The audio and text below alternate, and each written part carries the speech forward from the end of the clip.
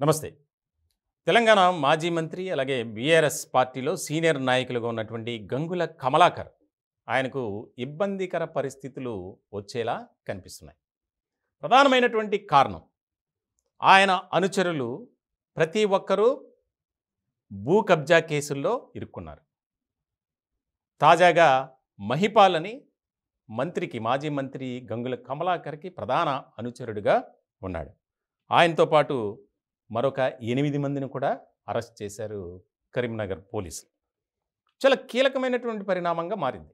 అంటే కరీంనగర్ చుట్టుపక్కల ప్రాంతాల్లో ఎక్కడ ప్రభుత్వ భూమి కనిపించినా, అలాగే అసైన్డ్ భూములు కానీ ఇతర వివాదాల్లో ఉన్నటువంటి భూముల తాలూకు ఈ గ్యాంగ్ అక్కడ వాలిపోతుంది.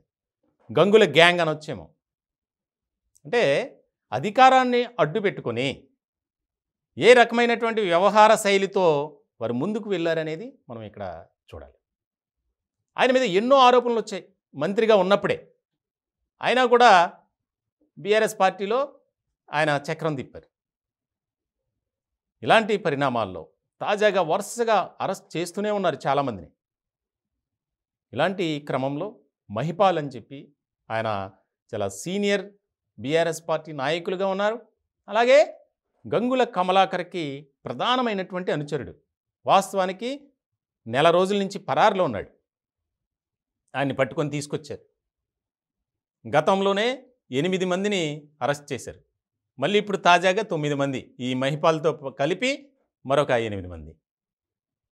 అంటే 8, 8, 16, 1, 17 మందిని గంగుల కమలాకర్కి సంబంధించినటువంటి మనుషుల్ని అరెస్ట్ చేశారంటే వారు ఏ రకమైనటువంటి విధానంతో వెళ్ళారు, ఎలా రెచ్చిపోయారో మనం అర్థం చేసుకోవచ్చు.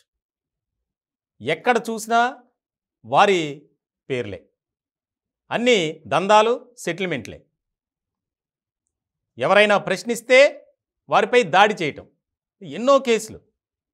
దీనికి సంబంధించి విచారణలో భాగంగా ఆయన చెబితేనే మేము చేశాం, ఎందుకనంటే ఆయన మనుషులుగా ఉన్నాం కాబట్టి, ఆయన ఏది చెప్తే అది చేయాలి కాబట్టి మేం చేసాం అనే స్టేట్మెంట్లు ఇచ్చారట.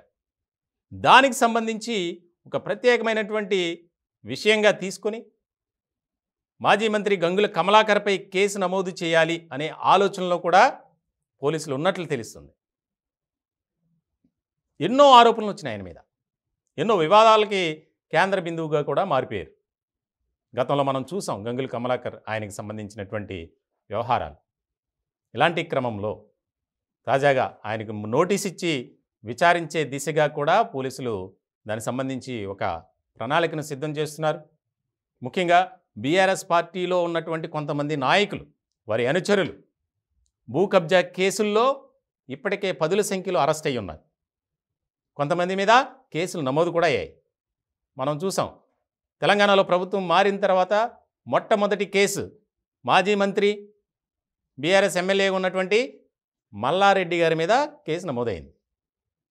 గిరిజనుల భూములను అతి తక్కువ ధరలకే కొనేసి రిజిస్ట్రేషన్ చేయించేశారు, అసలు వాళ్ళకి తెలియకుండానే. ఇలాంటి క్రమంలో చాలా కీలకమైనటువంటి అంశంగా ఇది చూడాలి.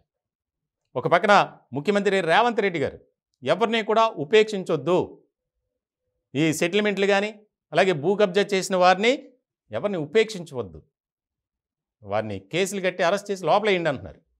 ఇలాంటి క్రమంలో మరి ఈయన వ్యవహారం ఎలాంటి పరిణామాలు చోటు చేసుకుంటాయి, ఎలా మలుపులు తిరుగుతాయి అనేది చూడాలి.